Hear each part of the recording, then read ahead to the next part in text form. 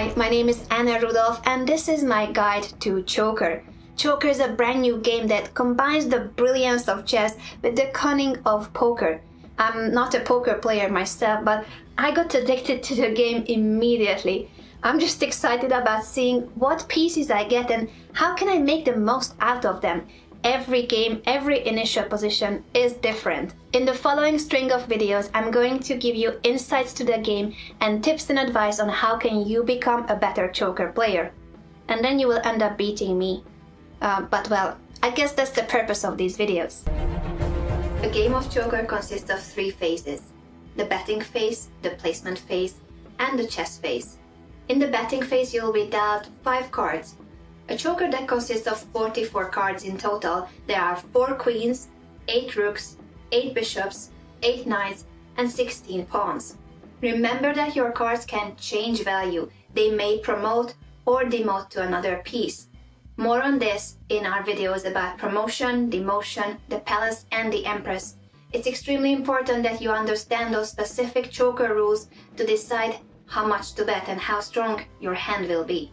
Next up is the placement phase. The initial position in Choker is the king on e1 and e8 and the pawns in front of it. Then the players will take turns to place their pieces on the board. The pawns can go anywhere from the 2nd to the 4th rank, while the pieces should be placed on the 1st and the 2nd rank. Once the placement phase is over, the chess begins. The rules are the same as in traditional chess, but you will both start with 7 pieces each. And it's likely that the forces will be uneven, depending on what cards you have received. Due to this and the placement phase, there are many different starting positions in Choker. How many in total? An estimated 82 trillion starting positions. That makes Choker a very colorful and rich game. Promotion in the betting phase of Choker occurs when a 3rd, 4th, or 5th pawn is received. A 3rd dead pawn will become a rook, and a 4th or 5th dead pawn will turn into a queen. Let's take a look at this example where white, after 2 pawns, receives a bishop and a 3rd pawn.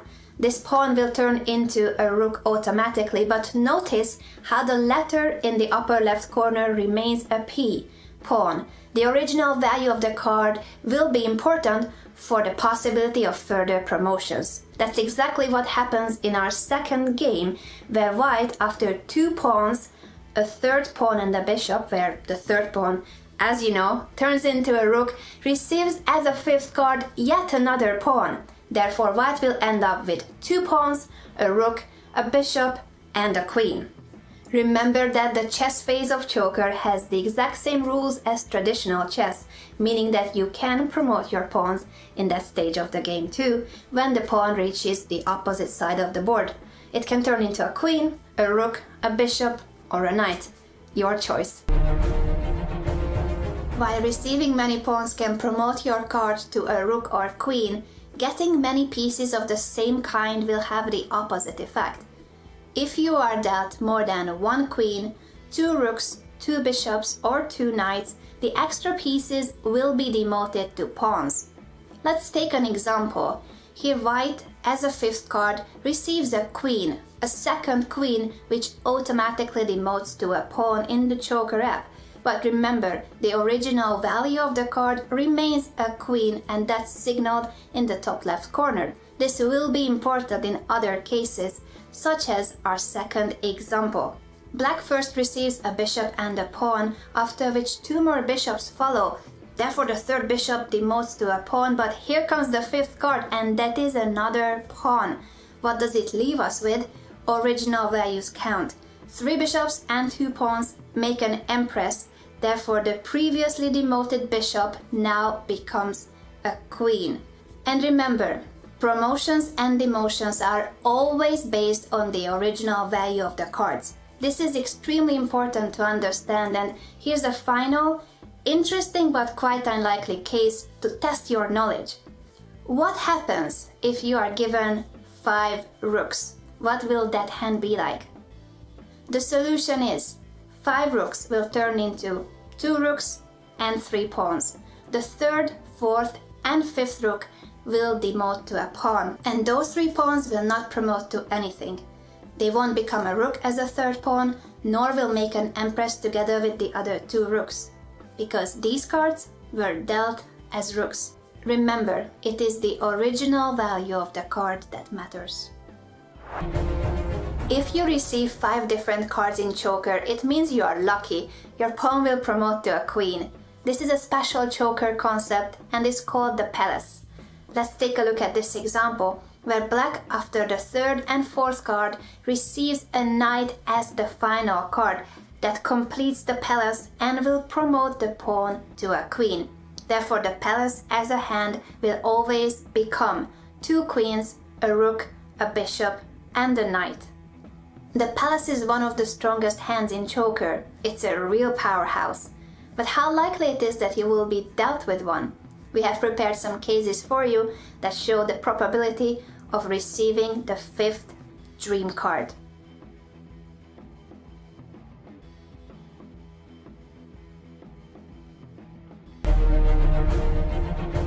What full house is in poker will be the empress in choker, a 3 of a kind and a 2 of a kind, and will always promote the 3rd identical piece to a queen. Remember this example from our demotion video, where the previously demoted bishop becomes a queen after receiving the 5th card, a pawn. Let's take a look at another example. Here white after 2 pawns receives a rook and a 3rd pawn. That will promote to a rook, you already know this, but let's see the 5th card, which is another rook. Now that hand translates to 3 pawns and 2 rooks. Remember, it's the original value of the card that matters, and that is an empress. So now our pawn that promoted to a rook will promote to a queen thanks to the rule of the empress. In our final example, white after 2 rooks and 2 pawns receives a 3rd rook as the final card.